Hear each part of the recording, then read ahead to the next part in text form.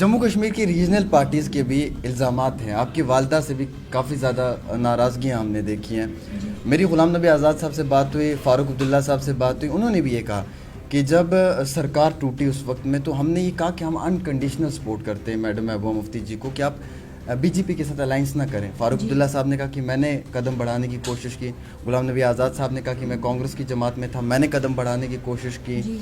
सब लोगों ने कहा कि हम आपको सपोर्ट देते हैं, आप इस अलाइंस के साथ बिल्कुल भी जो है वो सरकार ना बनाए, क्योंकि इनका एजेंडा है 370 हटाना, इनका एजेंडा है राम मंदिर, इनका एजेंडा है ट्रिपल तलाक, और ये पहले से लिखा हुआ था, 90s से उनके चैप्टर्स में था। जब इतना सब महबूबा जी को मालूम था तो उसके बाद भी अलाइंस न जाने क्यों। कश्मीर को लेकर ये दावा किया जा रहा है कि ट्रांसपेरेंसी आई है, वहाँ के जो हालात हैं वो बेहतर हुए हैं, अलगाववाद ख़त्म हुआ है। आप मुझे हाई ब्लड प्रेशर देना चाहते हैं? अलगाववाद ख़त्म हुआ, आतंकवाद ख़त्म हुआ है, और ये भी कहा जा रहा है कि टेररिज्म का सफाया हुआ है धारा 370 के बाद।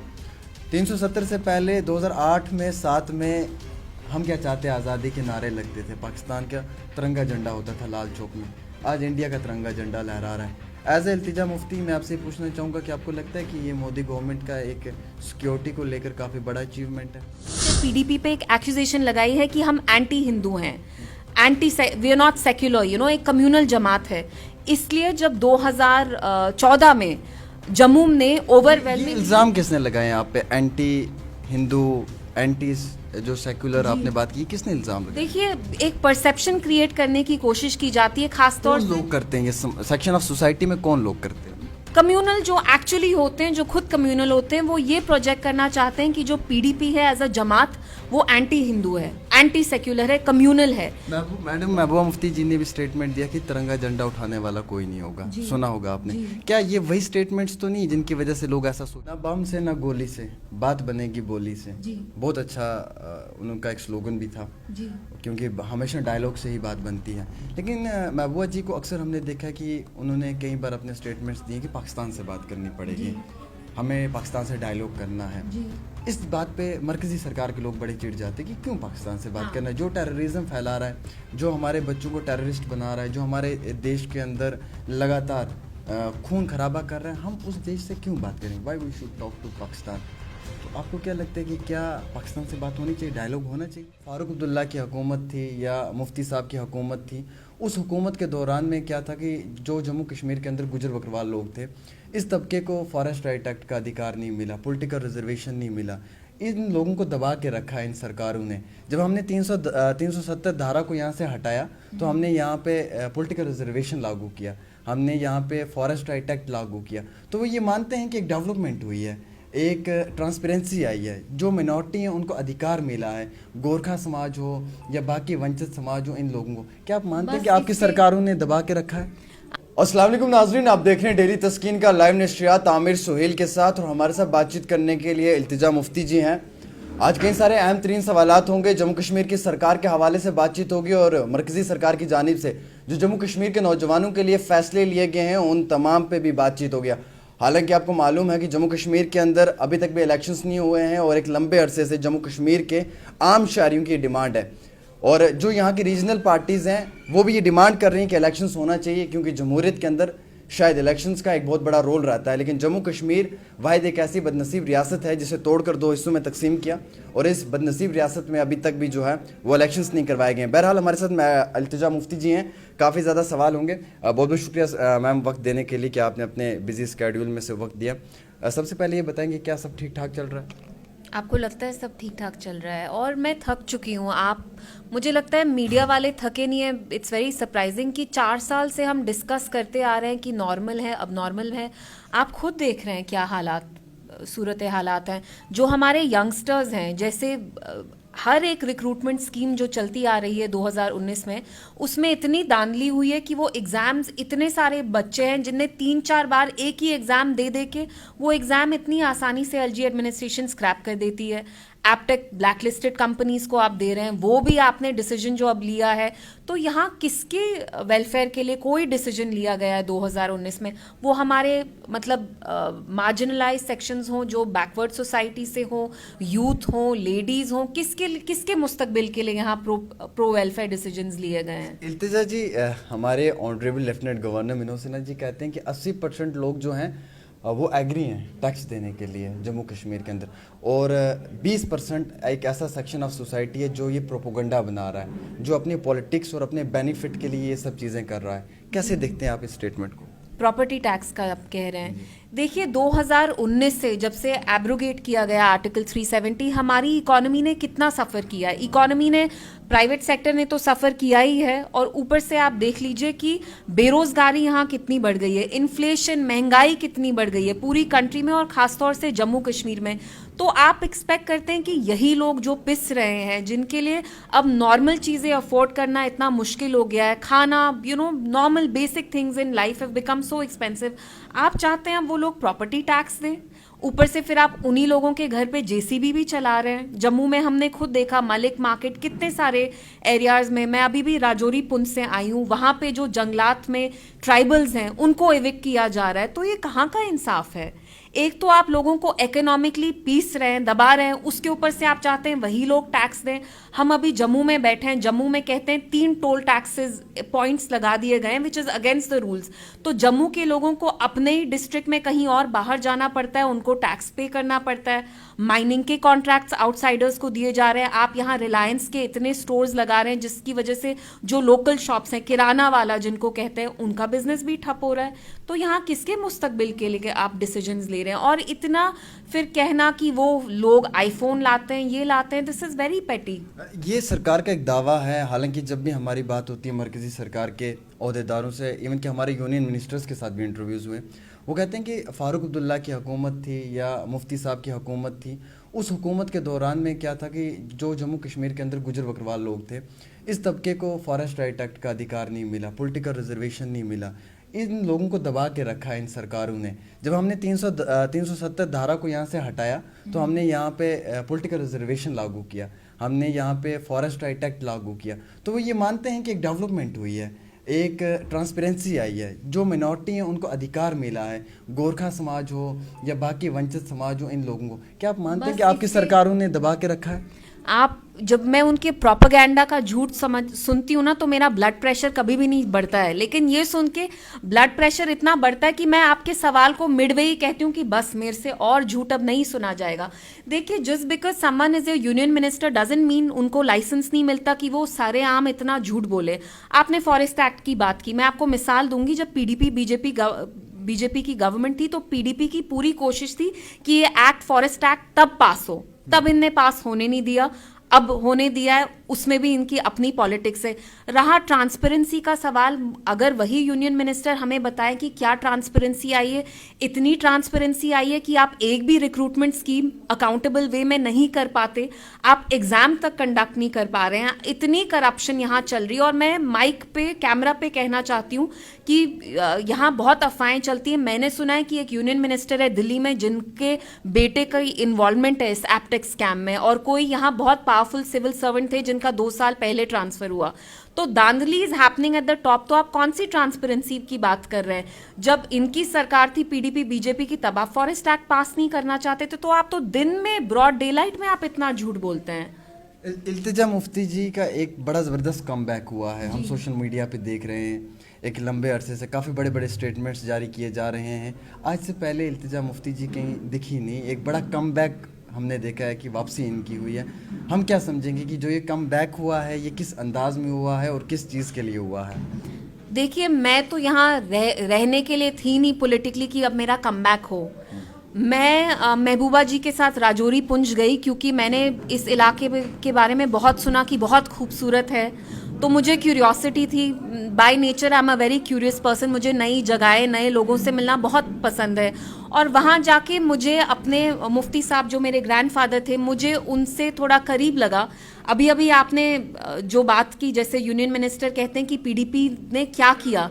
जब मैं राजौरी पुंछ में थी, आप मेरा यकीन नहीं करेंगे, वहाँ कितने लोग मेरे पास आए और बोले कि मुफ्ती साहब का हाथ जब तक हमारे सर पे था, हम यहाँ खुशहाली थी।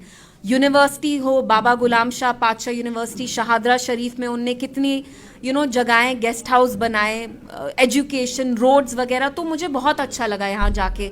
लेकिन इल्तिजा मतलब क्या है? मतलब अभी हम जो जम्मू कश्मीर जिस दर्द से गुजर रहा है, मुझे नहीं अच्छा लगता कि फोकस मेरे पे रहे। I think it should be about the people. Jammu Kashmir की रीजनल पार्टीज़ के भी इल्ज़ामात हैं, आपकी वालदा से भी काफ़ी ज़्यादा नाराज़गियाँ हमने देखी हैं। मेरी ग़ुलाम नबी आज़ाद साहब से बात हुई, फ़ारूक अब्दुल्ला साहब से बात हुई, उन्होंने भी ये कहा कि जब सरकार टूटी उस वक्त में तो हमने ये कहा कि हम अनकंडीशनल सपोर्ट करते हैं मैडम महबूबा मुफ्ती जी को कि आप बीजेपी के साथ अलाइंस ना करें। फ़ारूक अब्दुल्ला साहब ने कहा कि मैंने कदम बढ़ाने की कोशिश की, ग़ुलाम नबी आज़ाद साहब ने कहा कि मैं कांग्रेस की जमात में था, मैंने कदम बढ़ाने की कोशिश की। सब लोगों ने कहा कि हम आपको सपोर्ट देते हैं, आप इस अलाइंस के साथ बिल्कुल भी जो है वो सरकार ना बनाए, क्योंकि इनका एजेंडा है 370 हटाना, इनका एजेंडा है राम मंदिर, इनका एजेंडा है ट्रिपल तलाक, और ये पहले से लिखा हुआ था, 90s से उनके चैप्टर्स में था। जब इतना सब महबूबा जी को मालूम था तो उसके बाद भी अलाइंस न जाने क्यों। ना जाने क्यों, मैं आपको बताती हूँ। और ये बहुत सारे इंटरव्यूज में मेरे से पूछा जाता है कि पीडीपी बीजेपी के साथ क्यों गई, और मैं हमेशा एक चीज कहती हूँ कि अगर आपकी नीयत साफ हो तो फिर well begun is half done. Mufti साहब और महबूबा जी की नीयत ये नहीं थी कि उनको इक्तिदा मिले, क्योंकि अगर इक्तिदा पावर की ही बात होती तो जैसे आपने कहा वो आज़ाद साहब कांग्रेस के साथ एनसी के साथ भी जा सकती थी। आपको ये समझना बहुत जरूरी है कि शुरू से पीडीपी पे एक एक्यूजेशन लगाई है कि हम एंटी हिंदू हैं, anti we are not secular, एक कम्युनल जमात है। इसलिए जब 2014 में जम्मू ने ओवरवेलमिंग इल्जाम किसने लगाए आप पे, एंटी हिंदू, एंटी जो सेक्युलर आपने बात की, किसने इल्जाम लगाए? देखिए, एक परसेप्शन क्रिएट करने की कोशिश की जाती है, खासतौर से लोग करते हैं ये सेक्शन ऑफ सोसाइटी में, कौन लोग करते हैं? कम्युनल जो एक्चुअली होते हैं, जो खुद कम्युनल होते हैं, वो ये प्रोजेक्ट करना चाहते हैं कि जो पीडीपी है एज अ जमात वो एंटी हिंदू है, एंटी सेक्युलर है, कम्युनल है। मैडम महबूबा मुफ्ती जी ने भी स्टेटमेंट दिया कि तिरंगा झंडा उठाने वाला कोई नहीं होगा, सुना होगा आपने।